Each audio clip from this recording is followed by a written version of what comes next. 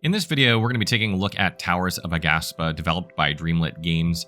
It's an indie title that takes an approach to open-world gameplay by combining exploration, civilization building, and ecosystem management.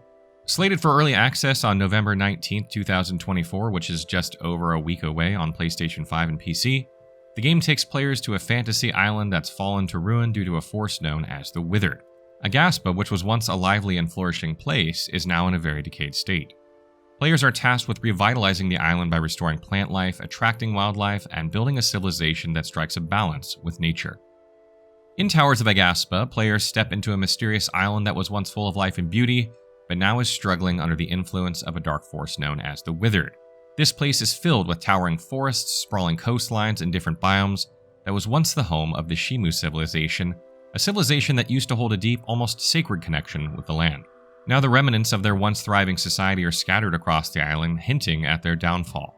As players explore, they uncover ancient artifacts and cultural remnants that might help them understand what went wrong and possibly give some insight into how to restore the island.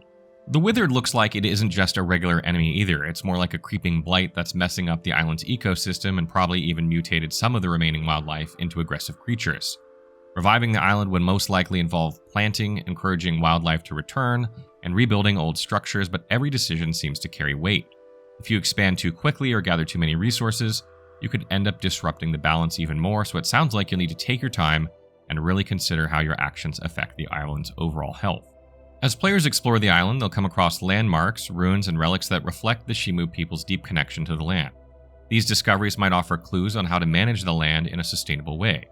Figuring out what to plant certain species or how to attract wildlife could help players restore Aghasba, using the old wisdom left from the Shimu. This ancient knowledge seems to highlight how tightly linked the island's ecosystem and culture were, possibly giving players tools to create a similar balance in their own settlement. While trying to restore the island, players must also face threats from withered creatures that pop up in different biomes, potentially endangering settlements and delicate ecosystems. So there's a need to juggle between nurturing and thriving environments and defending them from hostile forces. In the process of bringing life back to Aghasba, it's supposed to feel like players are also reconnecting with a forgotten culture, learning from the legacy of the Shimu people that they left behind. The gameplay of Towers of Aghasba seems to center around a balance between civilization building and ecosystem management, potentially offering a different take on the sandbox genre. The game looks like it's designed to get players to really think about fostering biodiversity on the island.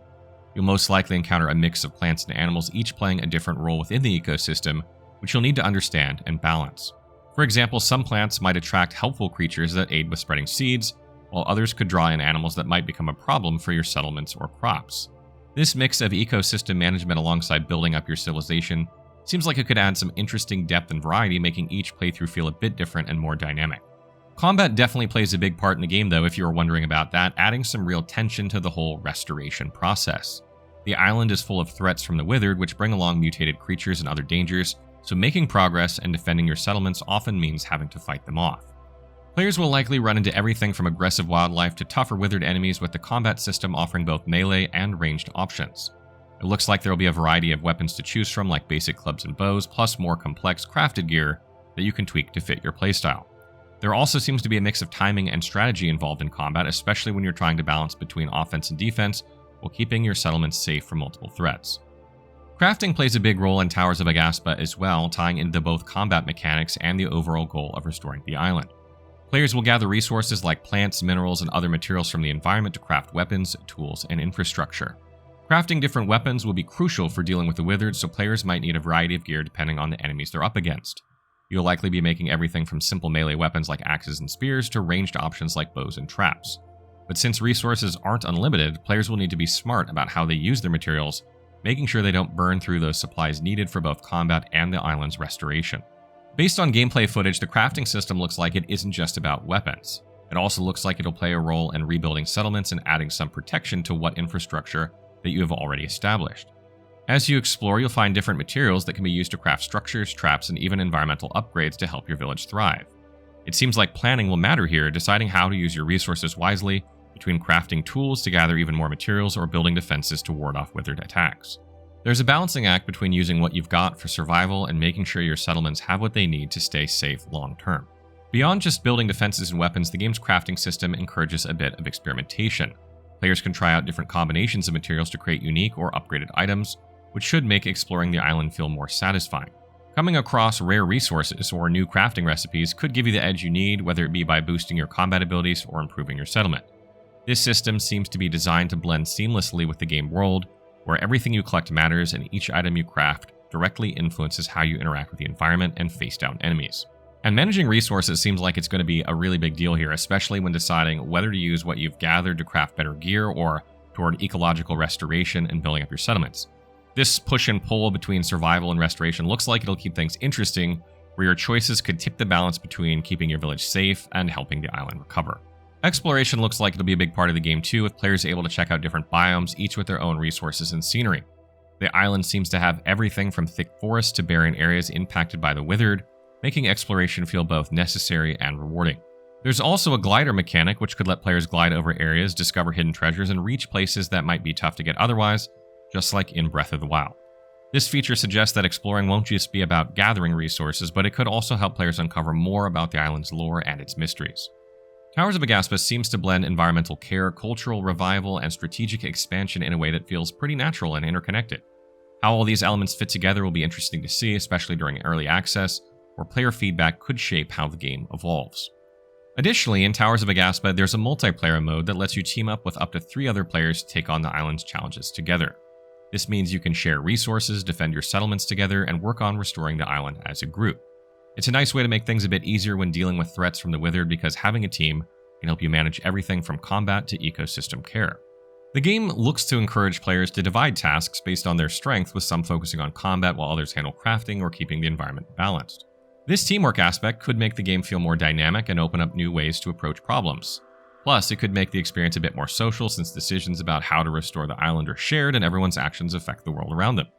If you're into playing with friends or just want to play in a more strategic way, this multiplayer mode could be a lot of fun. Tower of Aghasba is being developed by Dreamlit Games, who are really leaning into creating an eco-focused gameplay experience that mixes environmental storytelling with strategic resource management. The team seems pretty dedicated to adding themes of sustainability and nature into both the world building and gameplay mechanics. From what they've shared, they're even consulting with experts in ecology to keep the game's portrayal of ecosystems and human impact feeling meaningful and authentic. The idea seems to be that every choice players make has a ripple effect on the island's health and future.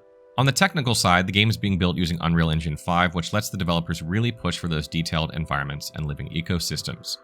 They're using procedural generation to create varied biomes, so it sounds like each playthrough might offer something a bit different. The team is also focused on listening to players, taking feedback from early testers to fine-tune mechanics, polishing the UI, and making sure the game aligns with what players are looking for. It sounds like this feedback loop is going to be a big part of their process as they add new features and refine the game further during the early access period. The developers of Towers of Aghasba have hinted at a long-term vision for the game, with plans to expand the depth of its ecosystems and settlement building mechanics. As the game progresses, players can probably expect new biomes, more species to discover and cultivate, and added complexities to the island's ecological systems. These updates might bring more intricate interactions between plants and animals and the land itself, giving players more challenges and creative freedom in their approach to restoration. With these ongoing developments, Aghasba will likely keep evolving, providing fresh content to keep players engaged over time. Along with the world and mechanic expansions, there's potential for new narrative elements and challenges to be introduced as well. As players move forward, new storylines could unfold, offering more insights into the Shimu civilization and the origins of the Withered Blight and the island's ancient mysteries. There could also be seasonal events, dynamic threats, or even cooperative multiplayer features where players can team up to tackle bigger restoration projects or defend against growing dangers. With these possibilities in mind, Towers of Aghasba seems set to become a rich, evolving experience that should keep players invested in its world for the long run. Final thoughts. Towers of Aghasba looks pretty interesting, offering a mix of exploration, managing an ecosystem, crafting, and combat. If you enjoy games that make you think about how your actions affect the world around you, this one might be worth checking out. With the island restoration theme and the challenge of dealing with the Withered, there's a lot of potential for fun and strategy. Plus, the multiplayer aspect is something that I'm really curious about. I wonder how they'll be able to pull off managing an ecosystem at a multiplayer level. However, since the game is still in development and will enter early access on November 19th, the full experience has yet to be revealed. As with any game in early access, players should be prepared for a work-in-progress experience where feedback can help shape the final product. That said, the core mechanics and ambitious world-building present so far seems to suggest a lot of potential for those interested in exploring new ways to engage with sandbox games. Towers of Aghasba will be available on PC and PlayStation 5, giving players a chance to experience its world on multiple platforms. While there's still much to learn about the game's final form, its combination of strategy, crafting, combat, and environmental management makes it worth keeping an eye on for anyone who enjoys immersive, thoughtful gameplay experiences. So that wraps up our video on Towers of Aghasba. I'm curious what you guys make of the game so far. Are you guys interested in these types of games, these sandbox, immersive, kind of city builder / environmental management type games? What do you make of it? Let me know in the comments below.